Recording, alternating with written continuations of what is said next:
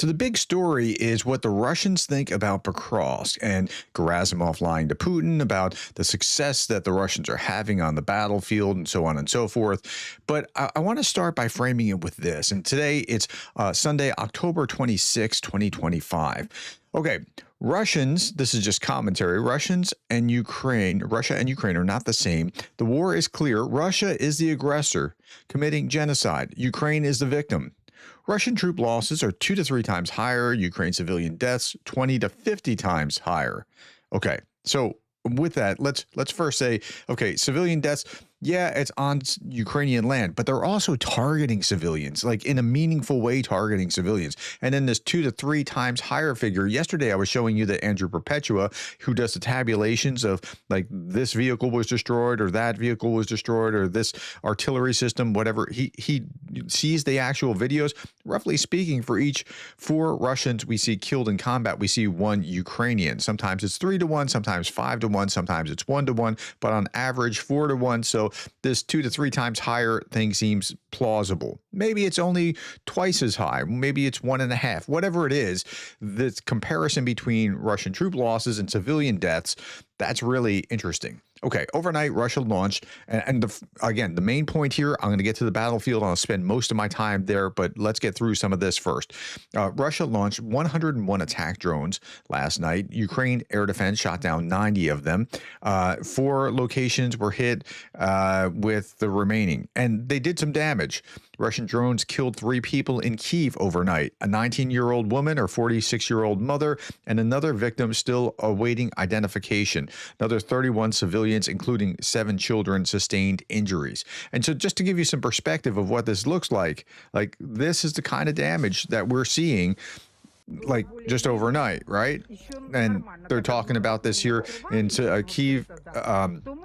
Sorry, I'm going to turn that off. Kyiv civilians scream for help, shouting, "Where are the children?" as Russian drones set an apartment ablaze. This happened this morning after Russian envoy Dmitriev visited the United States, claiming that Russia does not target civilians. But how do you explain this? A woman from a 9-story apartment building hit by a Russian Shahed drone in Kyiv said the mother and daughter who died had been hiding in the bathroom of their apartment on the 5th floor where they suffocated. It was like smoke inhalation. Yeah, so this is what happens. I talked about this lady the other day, 84-year-old goat herder, targeted by FPV drones. Why do Russians deliberately target civilians and animals? Well, drone pilots are graduates from Rostov-on-Don need to practice, military sources say. That's why they killed an 84-year-old woman. It's just evil. I mean, I have a better word for it. Russian drone forces also destroyed a 3rd wind turbine in Kramatorsk, Donetsk Oblast in just 4 days. Local authorities said latest attack happened on 25 October when a Russian drone struck another turbine. Previous strikes took place on the 22nd and 24th. So they're going after these in a significant way. And again, the idea is to create some kind of they're trying to plunge Ukraine into darkness during this upcoming winter season. Okay, so let's look at what's going on here. This is some attacks in, I think it was Tula region in Russia. There was something here, and here's we can actually hear and see some of the flashes off in the distance, but we don't know exactly what they were targeting yet. So we're going to suspend our disbelief or wait until we find out what exactly has been hit rather than speculate about it, if that makes sense. Okay. Rain and fog just grounded Ukraine's drones around Pokrovsk. Russian tanks are finally moving, but the same weather grounding Russian drones means Ukrainian supply trucks can roll in safely. Nature doesn't pick sides. That's right.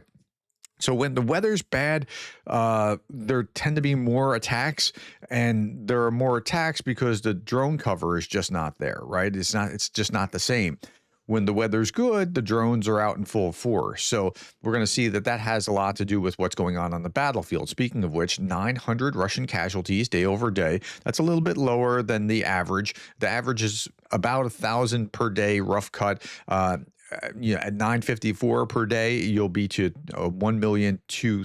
We're right now at 1,136,000. It'll be to 1,200,000 if there's 954 a day as an average. 4 tanks off the battlefield, 18 armored fighting vehicles. I'll show you some more about that. 15 artillery systems, and if we look down to vehicles and fuel tanks, 81. Okay, so engagements are well above average, according to Ragnar Gudmundsson's dashboard, but casualties remain below it. Armored losses well above average, and we'll see some of this in just a moment. 64 assaults in the Pokrovsk direction. That's really high, especially with the number of casualties that you saw at only 900. So the assaults are very high. The number of assaults are very high, but they're limited. Here's Pokrovsk, and you can see the city here. The red is Russian, and the gray is like contested area. They keep moving forward. They do. This is they are really moving forward.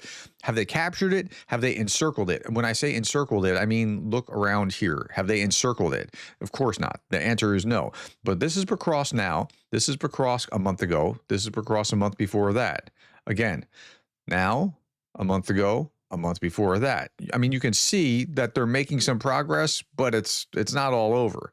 Okay, the situation in Pokrovsk is difficult. The general staff acknowledges around 200 Russians have already infiltrated into the city center. I was talking about 250 in Pokrovsk yesterday, and yeah, there is hard fighting, but it's not over. I mean, it's just not over. That's not where we are. Now, President Putin was dressed in full Russian uniform, and he was hearing from Gerasimov about what the situation was really like. Putin said, in order to minimize needless casualties, I asked that all exhaustive measures will be taken to ensure the surrender of Ukrainian servicemen wishing to lay down their arms. Historically, the Russian army has always shown mercy to a defeated enemy. This is from the Foreign Ministry of Russia. And I just thought, how laughable this is, because like the Russians have been notorious for executing POWs and other things like that. But this is part of a propaganda effort in order to show that they're really, we're benevolent and we're winning. It's inevitable and that sort of thing. Okay, let's look at this video where Gerasimov is talking about just how awesome they are in capturing Pokrovsk in that area. Let's look at this. Okay, let me see here. Yeah. Today, I will highlight the 2 directions. The first is the responsibility area of military center group, the military units of the 2nd and 51st Army, advancing in converging directions. They completed encirclement of the enemy in the area around Krasnoyarsk, Pokrovsk. Okay, so he's saying that they're encircling the enemy around Pokrovsk and Kupiansk. Okay. I just showed you this image over here. Where did they look encircled to you? Because that's not encircled. Like, let's look at this again. That's what that is not encircled. Okay, so I mean, but that's what he's selling. Okay, now at the same time, what we do see is something like this, where Ukrainians are actually taking some things back. There is fighting, 44 Russian soldiers killed, 8 wounded, 9 more surrendered. And we're seeing active, okay. Here are ammunition depots that are assaulted by drones and other things. The hits keep coming. Here we see a Russian convoy of armored vehicles sank in a swamp and attacked near Pokrovsk. So, okay. I mean, and you saw the high number of armored vehicles. So that's what's really going on. So, believing their hype is not necessarily the best plan. Okay.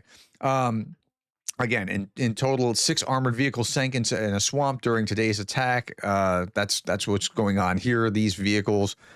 All right. The Armed forces of Ukraine have gained control over Kucherov Yar and the surrounding area. That's the top of the bunny ears, ending the Russian encirclement there. The Russian troops were either killed or captured. Ukraine also recaptured territory east of Vilny and Novoshikove, liberated Shutsk, and Zhatsok.